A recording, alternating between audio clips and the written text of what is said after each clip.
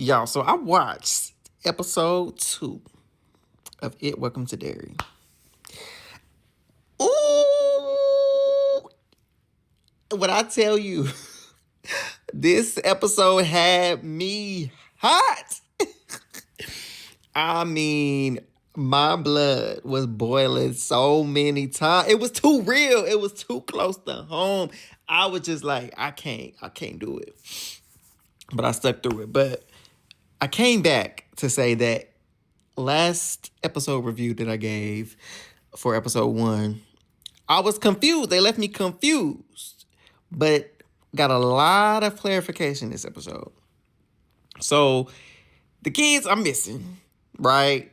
They done got chopped up, cut up, ate up, and disappeared in the movie theater. And only Sally, Lily, whatever that little girl name is, and Ronnie, they survive. But now the people are trying to put it on Ronnie Daddy, the black man who owned the theater, or he's over the theater, manager of the theater. They trying to say he did something to the kids. Because, Maddie, the first little boy that went missing, he was last seen at the theater. So now they really trying to pin it on him, but they ain't got no evidence. And Lily was like, oh, no, I already told him. I didn't see him there. And so they kind of been hung up about it, right? But then the chief of police been getting the pressure from the council people like, you better wrap this thing up. The families. Okay, y'all worry about the families. But what about this family that y'all trying to tear up and break apart and mess up because y'all want a suspect? Exactly. And the fact that they went through all that and convinced that little girl, tricked Lily into switching up her little story and getting the daddy arrested. Like Lily. And then she talking about she didn't tell him that she seen a monster because she didn't want to go back. And I understand that. She didn't want to go back to Juniper Hills or whatever. But you could have said anything. Literally anything that you saw. Oh, no, I didn't see him. But there was another man or something. And how they questioned the little girl without her parent there, but that's a whole nother story. And then for her to switch her story up, get the man taken up, and her mama, your own mama, ended up taking you back down to the Juniper Hills because let me rewind, it came after Ronnie first. I think it had to be it. I saw them eyes. Then tricked that little girl, act like it was her mama, and did all that stuff, choking her and things. Gave her that nightmare. And then she ended up in the stove. And then that thing locked her up in the walls of the owls and whatnot, and the pickle jars, and her daddy, it was acting like her daddy, climbing up over her, trying to get her, and all the tongue and stuff, just nasty. And they was like, oh, no, get her up out of here. Her own mama sent her back to Juniper Hills. Going to this family. So with the family, come on, this family right here, we finally get to see more of them.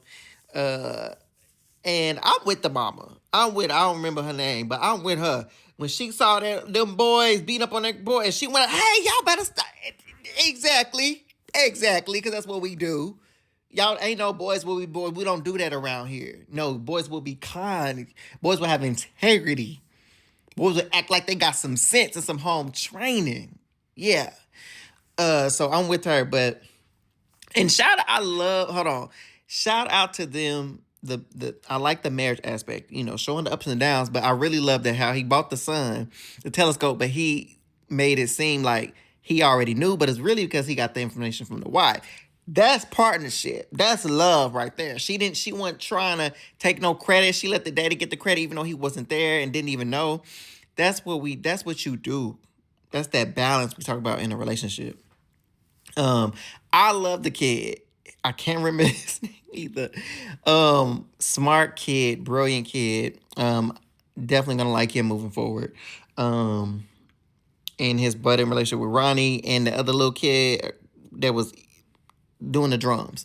But anyway, so then we get to talk about this daddy, Major. Y'all know in the first episode, he had got attacked, right? And they had so-called apprehended the person who did it, all that whoop-de-whoop.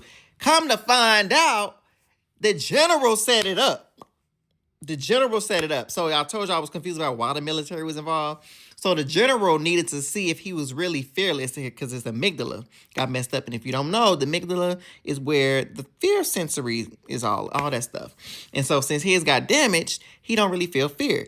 And they needed him for a special project that they've been trying to figure out a way to stop the government over there in Cuba from the Cuban Missile Crisis, all that stuff.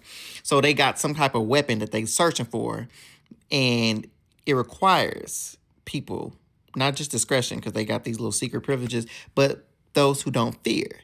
And I don't watch it. I ain't watched the movies, but I know they got to do something with some fear. So they are unearthing. I don't know what they gonna find and how it's all truly connected to it and what they done released, but I know they done got these kids in trouble. The babies, the thing is after the babies. And y'all just floating around, looking around, digging up stuff, trying to figure out, make a weapon out of this thing, and it's taking y'all's kids. Where is the concern for the kids? But overall, yeah, this episode 2 was much better. It gave us a lot of clarity as to what's going on. But y'all, I don't know. The racism in this episode was just so much. Like, y'all was just doing a lot. And I mean, I get it was the times, but it was really getting me. But the story is still good. It's progressing. And I look forward to see what episode 3 talking about. All right, bye.